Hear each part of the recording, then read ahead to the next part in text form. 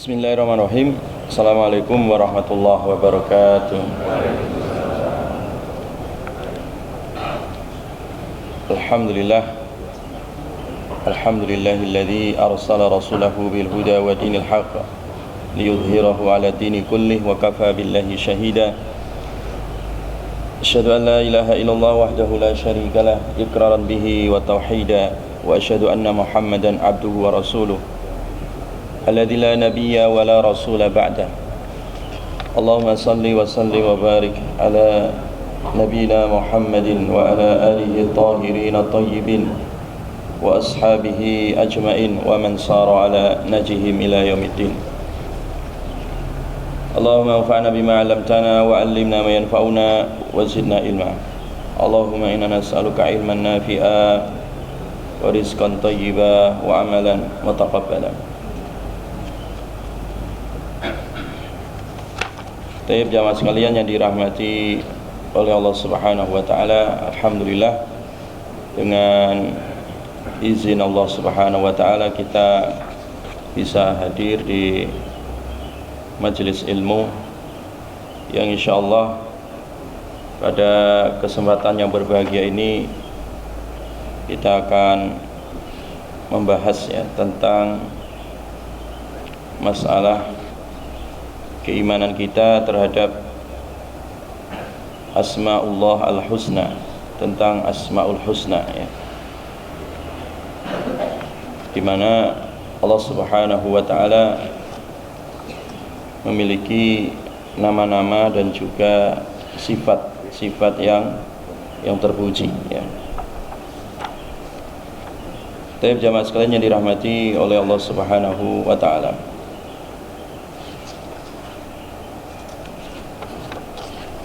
Yang pertama, bahwa Nabi SAW di dalam sebuah hadis dijelaskan bahwa beliau bersabda, Inna lillahi tis'ah wa tis'in. Inna lillahi, sesungguhnya bagi Allah punya tis'ah 9 wa tis'ina 90 isman, nama Man ahsaha dakhalal jannah, siapa saja yang menghitungnya atau mengamalkannya, dakhalal jannah, maka dia masuk surga. Jadi siapa saja yang mengamalkan Asmaul Husna itu dijamin masuk surga. Di salah satu wasilah supaya kita sampai ke surganya Allah Subhanahu wa taala adalah dengan mengamalkan Asmaul Husna Asmaul Husna Kita mengimani nama-nama dan juga sifat-sifat Allah Subhanahu wa taala yang terpuji. Jadi man ahsaha dakhalal jannah, siapa yang menghitungnya maka dia masuk surga. Apa yang dimaksud dengan al-ihsa man ahsaha tadi? Yang dimaksud menghitungnya tadi itu yang pertama adalah kita mengimaninya mengimani dan menjaga daripada nama-nama dan juga sifat-sifat Allah Subhanahu wa taala. Itu makna al-ihsa makna menghitung, maksudnya bukan sekedar dihitung 1, 2, 3, enggak, tapi yang dimaksud adalah bagaimana kita beriman dengan nama dan sifat Allah serta menjaganya. Misalkan Allah Subhanahu wa taala memiliki nama dan sifat Ar-Rahman Bismillahirrahmanirrahim sifat Ar-Rahman Ar-Rahim. Jadi kita beriman bahwa Allah memiliki sifat salah satu nama dan sifatnya adalah Ar-Rahman Ar-Rahim Maha pengasih lagi Maha penyayang Nah, kita beriman bahwa Allah memiliki nama itu dan juga memiliki sifat tersebut Itu kita beriman Kita beriman dan kita menjaganya. Artinya apa? Mengaktualisasikan atau mengamalkan dari kandungan nama dan sifat itu di dalam kehidupan kita sehari-hari. Contoh ya, di dalam hadis Nabi SAW yang dikenal dengan hadis musalsal bil awwaliyah ya. Hadis musalsal bil awwaliyah. Hadis musalsal bil awwaliyah itu biasanya disampaikan oleh seorang guru atau seorang syekh atau seorang muhaddis ya, untuk membuka pengajian atau untuk mengenalkan pertama kali hadis Nabi SAW. Dan itu hadis dikenal dengan musalsal bir rahmah ya. Hadis yang dikenal dengan musalsal bir rahmah yang mata rantainya sampai hari ini ya, hadis itu diriwayatkan dengan mata rantai dari guru sampai Rasulullah SAW. Yang bunyi hadisnya itu adalah ar-rahimuna yarhamuhumur rahman irhamu man fil ardi yarhamukum man fis sama ya. Ar-rahimuna, orang-orang yang punya sifat ya belas kasihan ya, kasih sayang ya. Jadi siapa saja yang punya sifat ini ya, mengamalkan daripada sifat ya kasih sayang tadi, yarhamuhumur rahman, maka mereka itu akan disayang, dikasihi oleh Allah yang maha rahman ya, maha pengasih lagi maha penyayang. Ar-Rahman itu ya akan menyayangi siapa saja yang mengamalkan daripada sifat-sifat ar-rahmah tadi ya. Irhamu man fil ardi ya, sayangilah man fil ardi, siapa saja yang ada di muka bumi ini, yarhamukum man fis sama ya, mudah-mudahan yang di langit menyayangi kalian. Ini artinya jamaah sekalian, hadis ini biasa disampaikan oleh para muhaddis ya, para ulama, untuk mengenalkan di awal kali disampaikan suatu pelajaran, maka selalu dibuka dengan hadis ini ya. Makanya dikenal dengan hadis pembuka ya, hadis musalsal ya, mata rantainya sampai Rasulullah SAW ya, yang itu adalah musalsal bir rahmah atau musalsal bil awwaliyah ya. Nah di sini jamaah sekalian, jadi ketika kita mengamalkan tadi daripada sifat rahmah ya, sifat penyayang, maka Allah Subhanahu wa taala itu akan menyayangi orang-orang yang punya sifat penyayang ya. Ya. Jadi siapapun yang dia menyayangi makhluknya Allah, maka Allah akan menyayangi orang tersebut ya. Makanya sifat rahmah ya di dalam Al-Quran itu menduduki ranking pertama ya. Jadi sifat-sifat terpuji itu banyak sekali. Ada sifat adil ya, ada sifat dermawan ya, ada sifat pemaaf dan seterusnya. Tapi sifat rahmah itu adalah paling banyak ya disebut di dalam Al-Quran. Sampai sifat ini kemudian ya disampaikan oleh Allah Subhanahu wa taala untuk disebarkan ya ke seluruh jagat raya ini. Wa ma arsalnaka illa rahmatan lil alamin ya. Aku tidak mengutus engkau wahai Muhammad kecuali menyebarkan rahmat ya untuk seluruh apa? Seluruh alam.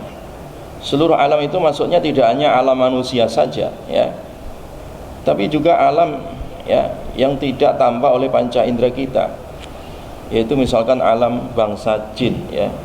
Karena bangsa jin itu juga mukallaf ya, mereka menerima syariat dan sama seperti kita ada kewajiban-kewajiban taklif ya, kewajiban-kewajiban untuk melaksanakan syariat.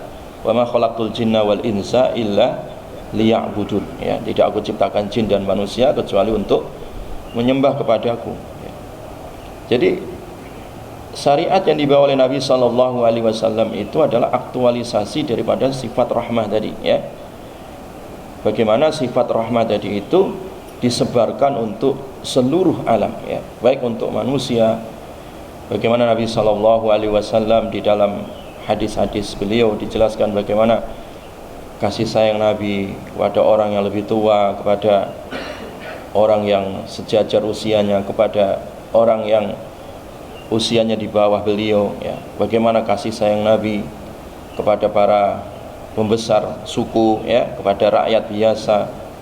Bagaimana kasih sayang Nabi sallallahu alaihi wasallam, ya, kepada orang-orang yang sakit, ya, kepada orang-orang du'afa dan seterusnya. Itu semua disebutkan, ya. Bagaimana Nabi sallallahu alaihi wasallam itu mengaktualisasikan sifat rahmah ini di dalam kehidupan.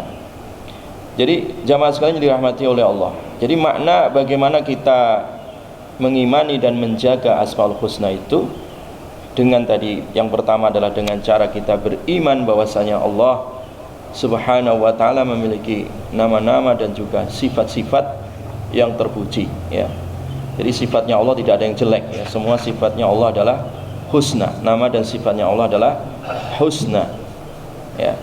Dan kita disuruh, ya, ketika memberi nama sesuatu itu berilah nama yang terbaik, ya.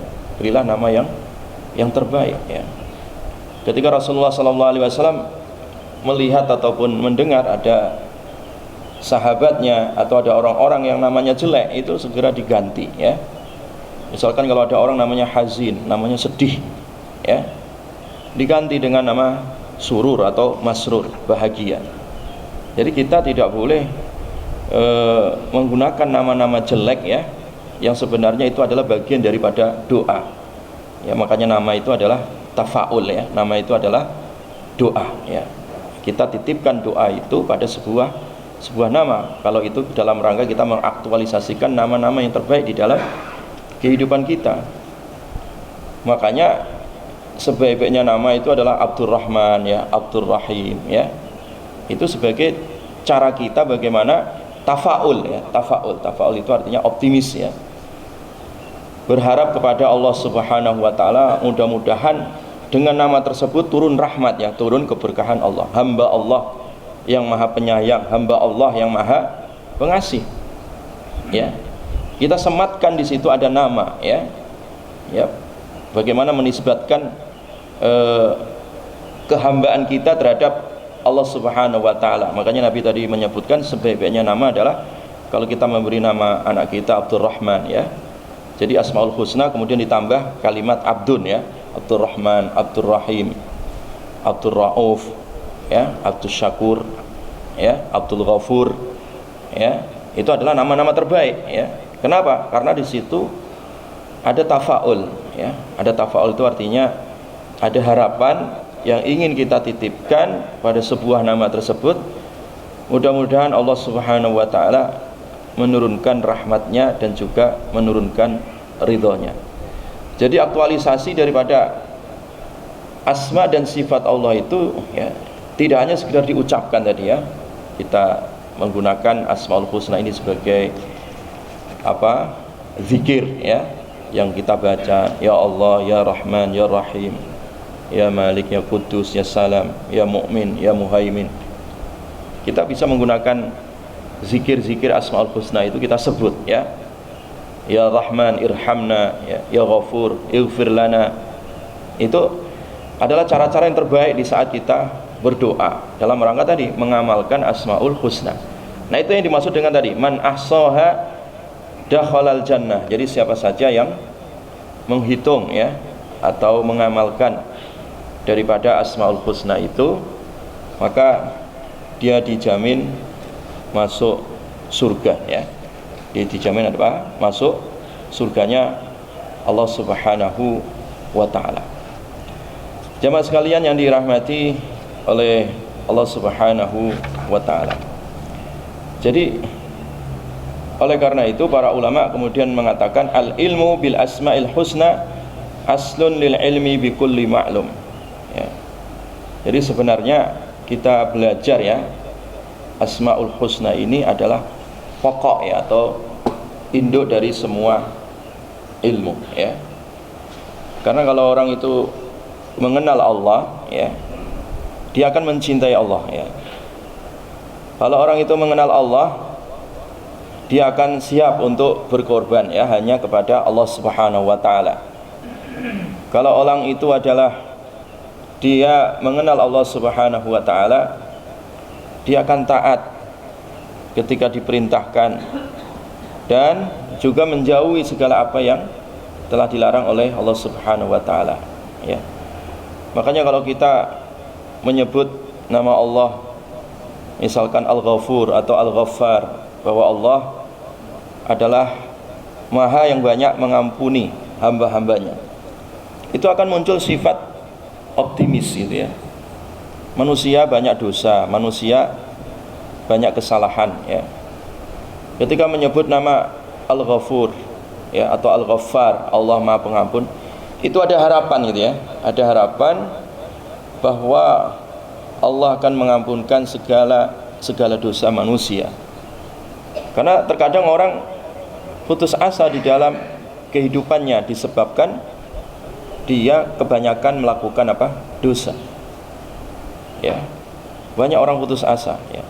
Dan dalilnya selalu mengatakan sudah kadung banyak dosa, sudah kadung kebanyakan lumpur dosa sekalian saja. Itu orang putus asa namanya, ya.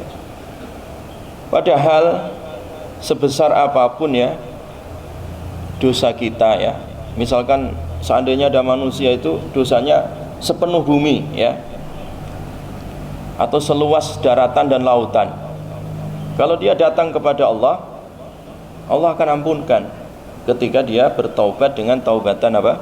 Nasuha. Ya ayyuhalladzina amanu tubu ilallahi taubatan nasuha, ya. Taubatlah kalian kepada Allah dengan taubat nasuha, ya. Jadi kalau ada orang dia menyebut nama Allah, ya, menyebut nama dan juga sifat Allah tadi, Al-Ghafur atau Al-Ghaffar, ya, itu secara otomatis ya di dalam dirinya akan muncul sifat optimis, ya. Sebesar apapun dosa-dosa kita, selama kita kembali kepada Allah, meminta ampunan, bertaubat dengan taubatan nasuha, maka sudah dipastikan Allah Maha Pengampun, ya. Jadi tidak perlu khawatir, ya, tidak perlu putus asa disebabkan karena dosa, ya. Bukan berarti harus terus melakukan dosa, tidak. Tidak putus asa maksudnya di sini berhentilah melakukan dosa dan kembalilah kepada Allah Subhanahu wa taala. Karena orang-orang pendosa itu ya masih dipanggil dengan sebutan hamba Allah. Qul ya ibadiyalladzina asrafu ala anfusihim la taqnatu mir rahmatillah innallaha yaghfirudz dzunuba jami'a innahu huwal ghafurur rahim, ya. Wahai hamba-hambaku yang melampaui batas. Bayangkan jamaah, ya, orang yang siang malam dia melakukan dosa, pagi dan petang dia melakukan dosa, dia melampaui batas. Selama dia masih ada iman, itu masih dipanggil oleh Allah hambaku. Qul ya ibadiyalladzina asrafu ala anfusihim, masih dipanggil oleh Allah hambaku gitu. Itu menunjukkan bagaimana sifat Rahman Rahimnya Allah dan juga sifat Ghafurur Rahimnya Allah itu. Makanya di Al-Quran itu selalu diiringkan kalimat, ya, Ghafurur Rahim, ya, pengampun lagi Maha Penyayang. Itu sangat indah sekali nama ini, ya. Jangan dibayangkan Allah itu diktator, tidak, ya, Allah itu Maha Pengampun, ya, Maha apa? Penyayang. Sehingga siapapun yang datang kepada Allah, ya, meminta ampunkan, diampunkan oleh Allah Subhanahu wa ta'ala. Dan itu Allah tidak bosan gitu, ya. Kadang orang hari ini dosa, taubat lagi, besok dosa lagi, ya terus-terusan aja minta ampun terus, ya. Mungkin kalau kita minta maaf sama manusia, bosan manusia itu, ya, kamu lagi mau udah salah diingatin, salah lagi, mungkin manusia bosan, ya. Tapi Allah justru malah senang, ya, melihat hambanya yang pendosa kemudian datang meminta ampunan, ya, meminta ampunan. Dan ampunan Allah ini adalah nikmat, rahmat, karunia yang paling terindah jamaah sekalian. Iya, nikmat yang paling terindah. Buktinya apa? Orang hidup dan mati. Orang mati itu dulu dia punya mobil, punya rumah, punya jabatan ini, ya, punya villa ini, punya villa itu, ya, punya apa saja dia di dalam kehidupan, ya. Tapi kalau mati ya sudah selesai. Ya, yang diminta apa? Ya Allah tambah mobil, kan tidak. Ya Allah tambah istri, kan juga tidak, udah mati. Ya. Yang diminta adalah apa? Allahumma gfir lahu warhamhu. Ya Allah ampuni dia, rahmati dia.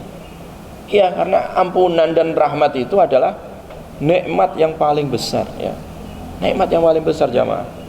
Kenapa? Kalau orang itu diampunkan oleh Allah, udah selesai, pasti masuk surga. Iya. Sebesar apapun dosanya, kalau diampunkan oleh Allah, ya, dia masuk surga. Ya. Ada pernah Nabi sebutkan, ada orang itu seumur hidupnya dia kafir. Seumur hidupnya dia kafir, ya. Tidak beriman. Nah, ketika terjadi perang Uhud, ya. Ketika terjadi perang Uhud, dia tiba-tiba menyatakan di hadapan Rasulullah, asyhadu an la ilaha illallah wa asyhadu anna Muhammadar Rasulullah. Dia bersyahadat di hadapan Nabi. Nah, kemudian langsung mengikuti Nabi SAW jihad pada perang Uhud. Ya. Ketika itu dalam peristiwa Uhud ternyata dia syahid, mati syahid. Ketika Nabi SAW memeriksa satu-satu jenazah syuhada Uhud itu, ketemu orang ini kan baru saja yang ikut perang dan baru masuk Islam. Ya. Nabi mengatakan dia beramal baru sedikit tetapi pahalanya sudah sangat besar. Dia belum sempat sholat, jamaah, belum sempat sholat dia. Itu sahabat itu belum sempat sholat, ya. Kenapa? Baru syahadat dia ikut jihad, mati, ya. Ya, dinyatakan oleh Nabi SAW dia beramal sedikit tetapi pahalanya sangatlah banyak, ya. Itulah maha ampunan Allah Subhanahu wa taala terhadap hamba-hambanya. Maka oleh karena itu, dalam rangka mengaktualisasikan tadi bagaimana kita mengamalkan Asmaul Husna, ini sekedar contoh karena Asmaul Husna itu banyak sekali, hanya sekedar contoh saja, ya. Bagaimana tadi sifat Ghafurur Rahim, ya, kita aktualisasikan dalam bentuk kita beriman bahwa Allah Maha Pengampun. Kita beriman bahwasanya Allah Maha Pengasih, Maha Penyayang. Kita beriman. Nah, kemudian kita aktualisasikan dalam kehidupan kita dengan cara apa? Menjaganya tadi sifat dan nama-nama Allah ini. Ya, kalau kita yakin bahwa Allah Maha Pengampun, ya datanglah kepada Allah untuk minta ampun. Ya, jangan dibiarkan dosa itu, ya, bertumpuk-tumpuk, ya, bertambah-tambah tanpa adanya ampunan. Jangan sampai seperti itu. Jadi kalau orang membiarkan dosanya, dia tidak minta ampun kepada Allah, berarti dia belum sempurna keimanannya karena belum mengamalkan Asmaul Husna tadi, ya, belum mengaktualisasikan daripada sifat Allah yang berupa sifat ampunan, ya, nama dan sifat ampunan tadi, dan juga kasih sayang, ya. Makanya kalau orang beriman terhadap nama dan sifat Allah Ghafurur Rahim tadi, bagaimanapun keadaannya dia senantiasa mencari ampunan Allah Subhanahu wa taala, walaupun dosanya seluas lautan, ya, walaupun sebesar bumi ini atau setinggi gunung, ya, dia akan selalu mencari ampunan Allah Subhanahu wa taala. Jamaah sekalian, dan selalu mencari wasilah, perantara supaya mendapati ampunan Allah Subhanahu wa taala, walaupun hanya sekedar dia itu sedekah dengan selembar tisu, ya, atau satu botol minuman, atau hanya sepotong roti, ya. Iya, orang mencari ampunan itu dia akan selalu mencari wasilah amal soleh supaya sampai terhadap ampunan Allah Subhanahu wa taala. Ada orang diampuni oleh Allah hanya gara-gara kasih minum anjing, jamaah, ya. Anjing itu makhluk yang najis. Najisnya bukan najis mukhaffafah, tapi najis apa? Mughallathah. Ya. Bukan berarti kita disuruh melihara anjing, tidak. Enggak boleh juga melihara anjing. Ya. Tapi yang dimaksud itu adalah kita menyayangi makhluknya Allah, ya. Jadi kita menyayangi makhluknya Allah karena kita diperintah untuk berbuat baik pada seluruh makhluknya Allah, ya. Ada seorang pelacur yang dia pulang, ya, kemudian melihat seekor anjing, ya, yang haus menjilat-jilat pasir, akhirnya dia turun di sumur, diambillah pakai wadah sepatunya itu, kemudian dikasihkan anjing. Allah ampunkan dosa dia, hanya sedekah dengan seteguk air. Ya. Ada di dalam riwayat Abu Musa al-Asy'ari disebutkan ada orang itu diampunkan oleh Allah gara-gara sedekah sepotong roti. Sepotong roti jamaah yang harganya paling 5.000 ataupun 10.000 lah ya. Sepotong roti itu mendapat ampunan Allah Subhanahu wa taala hanya gara-gara sepotong roti. Makanya Abu Musa al-Asy'ari dari Bani Asy'ariyah atau dari kabilah Asy'ariyah, salah seorang sahabat Nabi yang dikenal sangat-sangat penyayang, ya, sangat-sangat penyayang terhadap tetangganya, terhadap orang lain. Makanya Nabi memuji-muji kabilah Asy'ariyah itu, Bani Asy'ariyin. Kenapa? Karena kalau seandainya di antara mereka nggak punya air, ya, dia dikirimi air oleh tetangganya. Di antara mereka nggak punya bahan makanan, maka mereka akan membentangkan sebuah kain, kemudian diputar itu kain, ya, dijalankan itu kain. Siapa yang mau ikut menyumbang, akhirnya disumbang lah. Tidak ada kekurangan, karena sifat tadi saling berbagi, saling menyayangi. Itu Bani Asy'ariyin. Dan kemudian ini menjadi sebuah kebiasaan, sebuah amal yang diwariskan dari bapaknya ke anak cucu-cucunya, ya.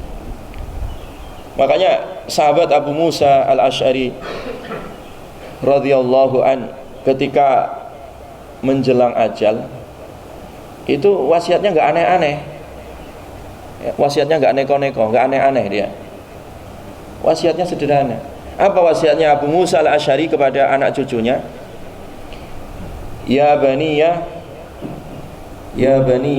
wahai anak-anakku, ya, wahai anak cucuku, uzkuru sahibar raghif.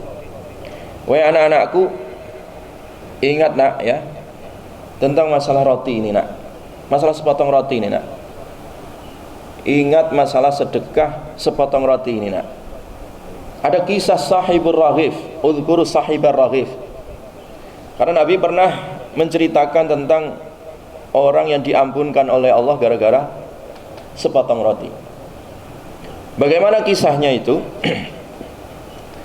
Kisahnya itu ada seorang jamaah sekalian yang dia adalah ahli ibadah, ya, ahli ibadah. 70 tahun seluruh aktivitas sehari-harinya hanya ibadah. Dia nggak pernah maksiat walaupun sekedip mata. Karena dia uzlah. Uzlah itu mengasingkan diri, ya. 70 tahun dia nggak keluar kemana-mana, ya, nggak ke pasar, nggak ke jalan, ya, hanya ibadah aja hidupnya itu. Tapi di akhir hayatnya dia keluar, ya, ingin pulang lah ke kampung halaman, ya. Namanya manusia kan kepengin, ada rasa rindu, ya, ingin keluar. Dia keluar, nah mulailah dia terkena fitnah, ya, tergoda oleh seorang wanita cantik, ya, yang akhirnya dia berzina. Waliyadzubillah, berzina selama 7 hari 7 malam, seminggu dia berzina. Padahal dia telah menjadi ahli ibadah 70 tahun. Ini juga pelajaran jamaah. Walaupun orang sudah ahli ibadah, jangan merasa aman, jangan merasa paling suci, jangan. Karena manusia juga terkena fitnah, ya. Bayangkan 70 tahun dia beribadah, tiba-tiba karena fitnah yang sangat sederhana tadi, ya, kemudian, ya, hanya gara-gara tidak menjaga pandangan mata, dia terfitnah. 7 hari dia melakukan zina. Ketika 7 hari telah melakukan zina itu, dia baru sadar, baru ingat. Yang namanya manusia kadang baru ada insaf dirinya. Akhirnya dia taubat, ya. Dia sadar bahwa 7 hari dia melakukan maksiat, dosa besar. Dan jamaah sekalian, dosa besar itu menghapus seluruh amal, bisa menghapus amal, ya.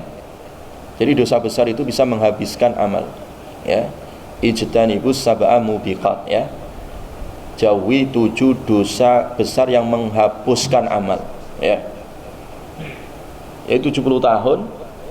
Kemudian dibandingkan 7 hari dia maksiat berzina. Dia sadar. Nah, di tengah sadar itu ya, tidaklah dia berjalan ya satu langkah kecuali sujud, saking takutnya, saking nyeselnya perbuatan dosa itu. Ya. Akhirnya sama masyarakat dianggap ini orang kelaparan ini. Ya. Sekali jalan kok langsung ambruk sujud. Berdiri lagi ambruk lagi. Dikira orang itu orang lapar itu. Jalannya sempoyongan. Sekali satu langkah sujud, sekali satu langkah sujud. Dikira dia itu adalah orang yang kelaparan. Akhirnya digotonglah orang ini di satu rumah singgah ya, di satu tempat penampungan, di mana di situ ya ada 12 fuqara wal masakin, ada 12 orang fakir dan miskin. Yang setiap hari 12 orang itu biasa dapat jatah lah ya. Dapat jatah roti tadi ya, sepotong roti masing-masing. Baik jamaah sekalian, akhirnya dia ditaruh di situ ya. Karena dia belum terdaftar, kalau bahasa kita belum terdaftar gitu ya. Yang biasa hanya 12 jatah potong roti udah dibagi-bagi, karena dia kebetulan datang duluan dia dapat ya. Sementara yang biasa dapat jatah sepotong roti itu ketinggalan. Mana jatahku? Mana rotiku? Akhirnya yang orang yang baru saja tadi bertaubat tadi ya, seorang ahli ibadah yang bertaubat tadi, dia muncul sifat kasihan. Ya udahlah, ini memang bukan jatahku, tak kasihkan dia. Ya memang bukan jatahnya aslinya ya, tapi roti sudah kadung di tangan, mau dicokot, mau dimakan, karena dia juga lapar. Tapi kemudian datang orang, mana jatah rotiku katanya. Dikasihlah itu sepotong roti, dimakan. Dan dia memilih untuk lapar tadi. Dan qadarullah esoknya mati dia ya. Ketika mati kata Rasulullah sallallahu alaihi wasallam ya, fawuzinat sab'ina aman bisab'il layali. Ini sabda Nabi. Ini hadisnya sahih ini. Ini bukan dongeng ya. Ini sahih hadisnya. Saya bukan dongeng. Ini hadis sahih. Ya. Kemudian kata Rasulullah sallallahu alaihi wasallam, ditimbanglah 70 tahun dia beribadah bisab'il layali, dengan 7 hari dia melakukan dosa. Farajjahat sab'ul layali, kemudian dimenangkan 7 hari jamaah. Dimenangkan berapa? 7 hari. Alias apa? 70 tahun apa? Hilang, ludes itu pahalanya. Ya. Makanya hati-hati nih, sekarang nih akhir-akhir zaman ini perzinaan wal iyadu billah ya. Yastahilluna al-hir wal harir ya. Bagaimana orang melakukan perzinaan itu dianggap perkara yang sepele, perkara-perkara yang mudah, padahal itu dosa besar ya, wal iyadu billah ya. Mudah-mudahan kita dan keluarga kita dijauhkan dari perzinaan ini ya. Itu bisa menghapus dosa semua itu. 7 hari dia zina, 70 tahun ludes, hapus itu pahala. Nah kemudian kata Rasulullah sallallahu alaihi wasallam, "Tsumma wuzinat sab'ul layali birraghif." Kemudian ditimbanglah dosa zina 7 hari tadi. Birraghif, dengan sepotong roti. Dengan sepotong apa? Sepotong roti. Ya. Oh ini air ya. Tak kira ada rotinya tadi ya. Dengan sepotong roti ya. Dengan sepotong roti. Ya. Birraghif, dengan sepotong roti. Farajjaha ar-raghif, kata Nabi, dimenangkan sepotong roti jamaah. Dimenangkan apa tadi? Sepotong roti. Allah ampunkan dosa dia gara-gara sepotong apa? Roti. Bukan berarti oh kalau gitu saya zina aja nanti sedekah sepotong roti. Enggak boleh gitu juga. Nah, ini namanya ngeles itu. Enggak boleh begitu ya. Kita jangan menipu Allah lah gitu ya. Allah enggak bisa ditipu ya. Allah Maha tahu kok ya. Maksud saya tadi itu ya, bagaimana ya ketika orang tadi percaya bahwa Allah itu Maha Pengampun. Ya dia tidak hanya sekedar ya Ghaffar, ya Ghafur ya Allah Maha Pengampun ya Allah yang banyak ampunannya, tidak sekedar diucapkan di mulut gitu maksud saya tadi ya, tidak sekedar dihafal, tidak sekedar sampai ke mulut kita, tapi sampai ke dalam hati kita. Kita yakin gitu ya bahwa Allah itu Maha Pengampun. Artinya apa? Kalau kita banyak dosa itu nggak perlu putus asa gitu ya. Dan kita juga nggak boleh nyinyir jamaah ya, nggak boleh nyinyir. Preman itu bertato, itu ahli neraka. Nggak boleh ngomong kayak gitu tuh, nggak boleh. Walaupun memang dia sedang lagi minum ya, lagi mabuk ya, walaupun dia lagi sedang berzina, walaupun dia sedang maksiat, kita nggak boleh nyinyir dalam arti ya memaki orangnya. Kalau maki dosanya iya nggak apa-apa, orangnya ya. Jadi kita juga tidak boleh nyinyir terhadap para pendosa, karena dalam riwayat yang lain itu terkadang ya kebalikan ya, orang yang suka nyinyir itu malah justru dosa itu nanti kelak akan dia kerjakan sendiri gitu. Waliyadzubillah ya. Makanya tadi kita kalau melihat para pendosa itu jangan sombong gitu ya, jangan merasa wah saya paling suci, nggak boleh ya, nggak boleh itu sama sekali. Kita tidak boleh dibenarkan begitu. Oh saya ini paling hebat ya, saya yang paling orang yang paling kembali pada Quran, nggak boleh begitu ya. Saya ini ahli surga, nggak boleh juga ngomong begitu ya. Kemudian mereka itu ahli neraka itu ya, itu ahli maksiat itu ya, itu orang sesat misalkan ya. Dalam arti nyinyir itu nggak boleh ya. Kalau hanya meluruskan boleh, kalau meluruskan ya. Maksud saya itu nyinyir dalam arti kita itu memaki-maki ya. Orang yang melakukan dosa itu jangan dimaki-maki dalam arti dijelek-jelekin, kamu ini. Ya, itu nggak boleh seperti itu ya. Kenapa? Malah justru kita ikut andil nanam saham dia putus asa, malah malah menjadi itu apa dosanya nanti ya. Ya justru kalau orang dia ahli maksiat ya, kita ajak dialog, kita ajak dengan cara yang hikmah, baik-baik ya, dengan penuh kasih sayang. Ya mudah-mudahan Allah ya menarik hatinya ya ke jalan yang lurus ya. Walaupun itu dia melakukan dosa besar gitu ya. Bukan berarti kita setuju dosa besar, tidak. Kalau kita melihat kemungkarannya wajib diingkari ya, tapi dengan cara yang baik tadi ya. Pernah datang kepada Rasulullah ada anak muda yang dia gandrung ya, kesengsem atau terlalu cinta terhadap perbuatan zina itu ya, kepengin, syahwatnya meledak-ledak ya, datang di tengah-tengah Rasulullah menyampaikan nasihat ya, di mana para hadirin, para sahabat hadir menyaksikan. Ibaratnya seperti majelis ilmu seperti ini, tiba-tiba ada orang, ya Rasulullah idzan li bizina, ya Rasulullah saya kepengin zina. Kira-kira kalau ada orang pagi ini tiba-tiba nyelonong, nyeletuk, saya mau zina Pak Ustadz, ya dilempar botol aja kan gitu. Ya, apakah seperti itu sikap Rasulullah? Tidak ya. Rasulullah melihat dia masih jauh di sana, sini nak kamu nak, sini nak. Didudukkan, bayangkan jamaah, didudukkan ya di hadapan sekian banyak manusia yang hadir. Kamu tadi bilang apa katanya? Ya Rasulullah saya sudah nggak tahan, kepengen zina pokoknya dah.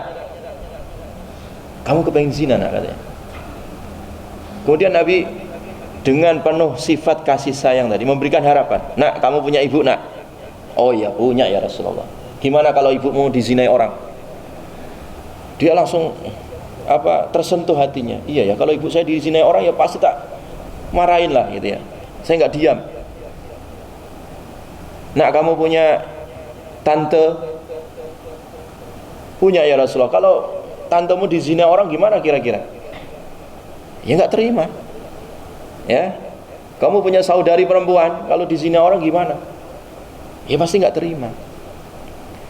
Bukankah kalau kamu berzina itu kamu sedang berzina bersama perempuan, bisa jadi perempuan itu ibunya seseorang, atau anak perempuannya seseorang, atau tantenya seseorang, atau saudari perempuannya seseorang. Itu Rasulullah jamaah ya. Melihat ahli maksiat itu enggak frontal, kemudian malah justru diusir. Tidak, dirangkul gitu. Dirangkul, bahkan didudukkan di depan Nabi ya. dan bahkan didoakan oleh Nabi. Akhirnya si anak muda itu dipegang dadanya sambil didoakan oleh Nabi, ya, Allahumma ighfir lahu dzambah, ya Allah ampunkan si anak ini ya Rasul, ya Allah, ya Allah ampunkan ini dosa anak ini, dosa orang ini ampunkan, ya Allahumma ighfir lahu dzambah, ya wa hassin lahu farjah, dan jaga kemaluannya, jaga kesucian dirinya, ya malah didoakan oleh Nabi, ya didoakan diampunkan, ya didoakan supaya bisa menjaga kesucian diri, ya. Kemudian orang ini yang asalnya dia datang, ya dengan begitu sombongnya, ya begitu lancangnya di hadapan Nabi dan para sahabat, dia selesai dinasihati Nabi, dia berdiri dan berikrar, demi Allah tidak ada perbuatan yang paling saya benci melebihi perbuatan apa? Zina. Zina ini adalah perbuatan yang paling saya benci. Nabi menyadarkan orang tersebut, jamaah, tidak butuh 2 SKS, apalagi 6 SKS. Ya, karena itu tadi bagaimana sifat penyayangnya Rasulullah sallallahu alaihi wasallam, ya. Allahumma shalli wa sallim ala sayyidina Muhammadin. Jadi seperti itu jamaah, ya. Bagaimana kalau orang dia beriman tadi terhadap Asmaul Husna, saya contohkan dari sifat, ya, Ghafurur Rahim, ya, Allah Maha Pengampun, Maha Penyayang, itu tidak ada istilah kata putus asa, ya, dalam masalah dosa, ya. Tidak ada kata putus asa, ya. Dan jangan juga menyalahgunakan dari makna Ghafurur Rahim, ya. Misalkan orang mau main gaplek, mau main togel, ya bismillah, innallaha ghafurur rahim, ya sesungguhnya Allah Maha Pengampun lagi Maha Penyayang. Ya gaplek aja, masalah gaplek ya kecil bagi Allah, nanti diampuni. Enggak boleh begitu juga. Itu namanya menyepelekan apa? Dosa. Hati-hati juga jamaah sekalian. Jadi kalau belum kecebur dalam dosa, ya sudah jangan melakukannya dan jangan menyepelekannya. Tapi kalau sudah kadung, ya terjerat dalam buaian dosa, ya jangan putus asa gitu.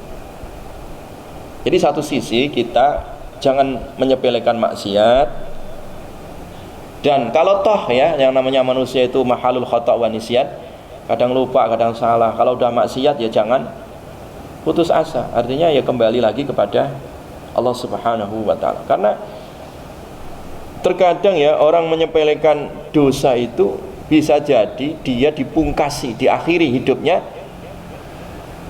dengan dosa tersebut. Waliyatubillah. Dikisahkan di dalam kitab-kitab para ulama itu ada seorang muadzin, ya, di daerah Damaskus, ya. Ini disebutkan riwayat ini, kisah ini di dalam kitab-kitab, ya, para ulama salaf, ya. Ada seorang muadzin yang biasa kerjaannya azan, ya. 5 waktu dia azan, memanggil orang sholat. Pahalanya sepanjang dia memanggil orang sholat itu pahala ngalir terus, ya. Bayangkan kalau 5 kali sehari itu udah tak terhitung, tak terhingga pahalanya. Tapi suatu saat, ya, ketika dia turun dari loteng, ya, atau menara lah kalau dulu itu, ya, ya, karena zaman dulu belum ada speaker, ya, jadi azan itu harus di tempat yang lebih tinggi, ya. Ketika dia selepas azan, dia nengok ke bawah, nengok dari rumah yang berdampingan dengan masjid. Ternyata di situ ada perempuan cantik, ya. Dilihatin dan hatinya tertarik. Akhirnya dia turun, ya, nyamperin itu tetangganya tadi, ya, dan ingin mengungkapkan keinginannya, udahlah kamu nikah sama saya aja. Kata si perempuan, kita beda agama, saya Nasrani, saya bukan seorang muslimah, ya. Kalau kamu mau, ya kamu murtad dulu. Kamu murtad dulu, ikut agamaku. Dengan sepele dia mengatakan ya udah nggak apa-apa. Dia mengatakan ya udah tidak apa-apa. Itu kan hanya satu patah kata saja, ya, menyepelekan itu, ya. Oke, ya, akhirnya dia disetujui. Saking senengnya si muadzin tadi, dalam bayangannya berhasil, visi misinya berhasil, ingin mengawini si perempuan tadi. Akhirnya dia lari, ya, tergesa-gesa dan senang, kesandung jatuh, mati ternyata, ya. Waliyadzubillah, matinya ya dalam keadaan murtad. Yang dia sudah menyanggupi mau murtad tadi, udah mengucapkan kata-kata murtad, ya. Ya, itu contoh ya betapa dosa itu sekecil apapun juga tidak boleh disepelekan, ya, tidak boleh disepelekan. Makanya dalam riwayat itu kalau orang mukmin di hadapan dosa itu seperti dia di atas tebing, ya, di atas jurang.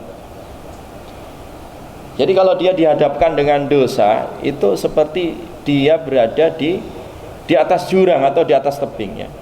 Ya kira-kira saja kalau orang berada di pinggir tebing, ya, di atas jurang, bawahnya itu sungai yang curam misalkan, ya, di bawahnya itu jurang yang begitu dalam. Ya kalau kita kepleset jatuh matilah gitu, ya. Sama seorang mukmin itu begitu. Jadi kalau dia melihat dosa atau maksiat, wah ini jurang nih, ya, jangan sampai saya kepleset. Bisa jadi orang kepleset nanti mati gitu, ya. Nah ini dia melihat dosa itu seperti itu, ya, sehingga sekecil apapun dosa dia, ya, tidak mengerjakannya, ya, dia berhati-hati. Sekecil apapun, ya, dia berhati-hati, ya, berhati-hati.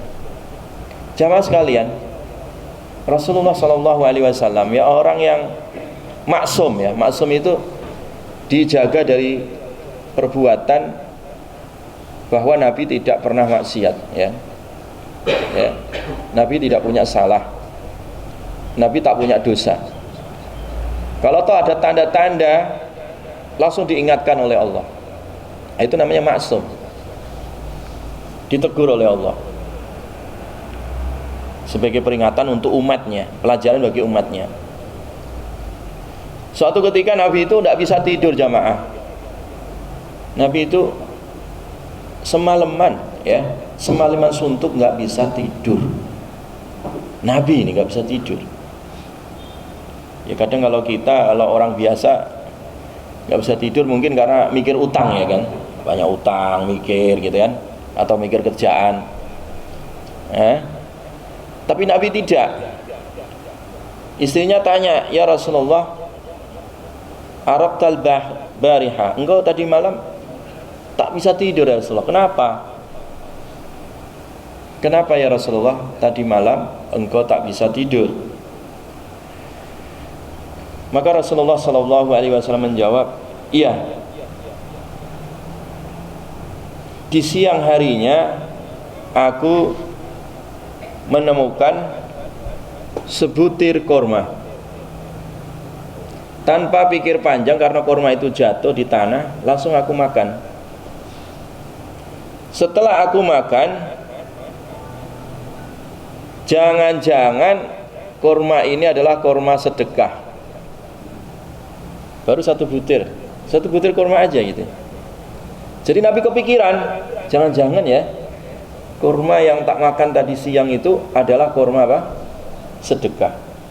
Khusus Nabi, jamaah, itu nggak boleh makan sedekah. Khusus Nabi, ya, Bani Hashim itu nggak boleh makan sedekah. Kalau hadiah boleh. Ini kekhususan Nabi. Nah, dikira Nabi nemu di rumah itu ada sebutir kurma, dikira jangan-jangan ini adalah kurma apa? Sedekah, yang tidak halal bagi Nabi. Sebutir saja itu membuat Nabi nggak bisa tidur, jamaah. Satu malam suntuk itu, saking warak dan zuhudnya Nabi, itu nggak bisa tidur. Mikir tadi, ya, jangan-jangan itu keliru makannya, ya.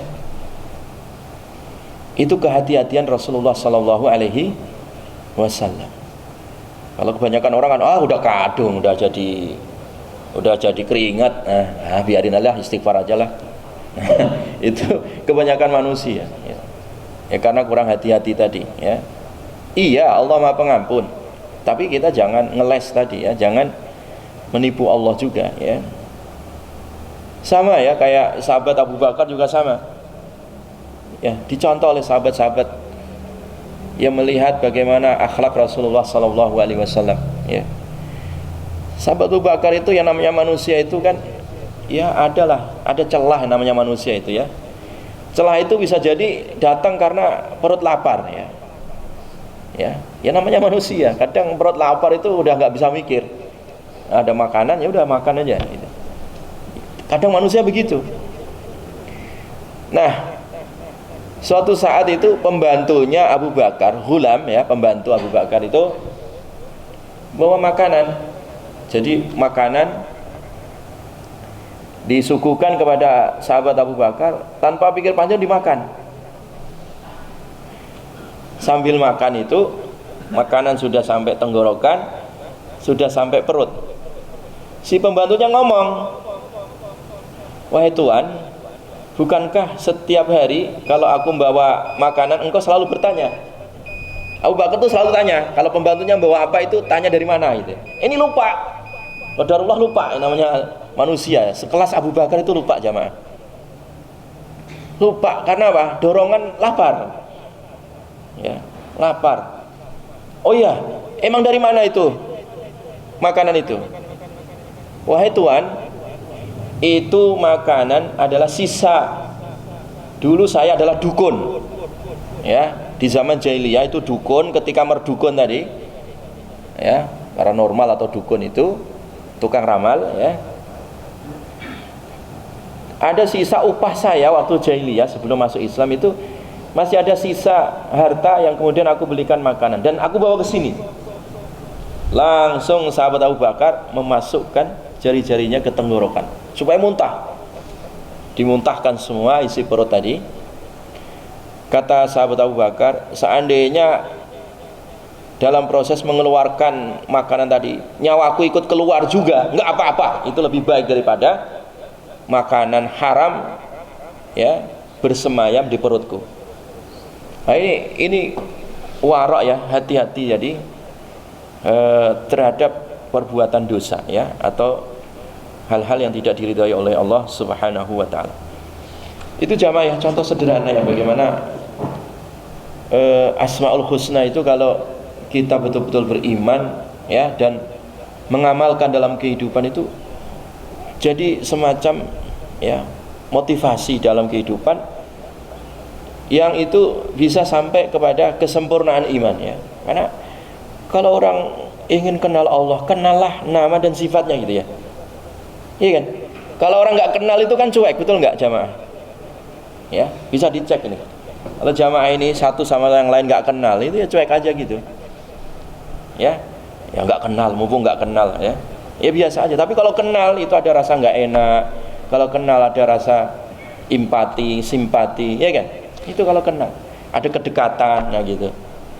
Ya, makanya kenalilah nama-nama baik ya, nama-nama terpuji dan juga sifat-sifat Allah yang terpuji yang terangkum dalam Asmaul Husna ya, dalam Asmaul apa? Husna ya. Walillahil asmaul husna fad'uuhu biha ya. Jadi Allah itu memiliki asma ya, nama-nama dan juga sifat-sifat yang terpuji. Maka gunakanlah ini, amalkanlah. Jadi maka perintahnya itu fad'uuhu biha. Gunakanlah kebiasaan untuk berdoa ya. Ya. Rabbana ighfir lana dzunubana ya. Ya Allah, ampunkan dosa-dosa kami. Wa kaffir 'anna sayyi'atina wa tawaffana ma'al abrar ya. Jadi kita minta ampun kepada Allah ya. Misalkan kita minta waghfir lana ya Allah innaka antal ghafurur rahim ya. Kita berdoa, gunakan nama-nama Allah itu dalam doa-doa kita ya. Dan aktualisasikan ya di dalam kehidupan nyata ya. Nah, itu bagian dari bentuk ya bagaimana kita mengimani Asmaul Husna, yang mana tadi siapapun yang beriman ya dan mengamalkan Asmaul Husna itu dijamin masuk surganya Allah Subhanahu wa taala. Kayaknya sudah waktu syuruk ya. Wallahu a'lam bissawab. Cukup ya jamaah sekalian ya. Kita tutup dengan doa kifaratul majlis. Subhanakallahumma bihamdika asyhadu an la ilaha illa anta astaghfiruka wa atubu ilaik. Assalamualaikum warahmatullahi wabarakatuh.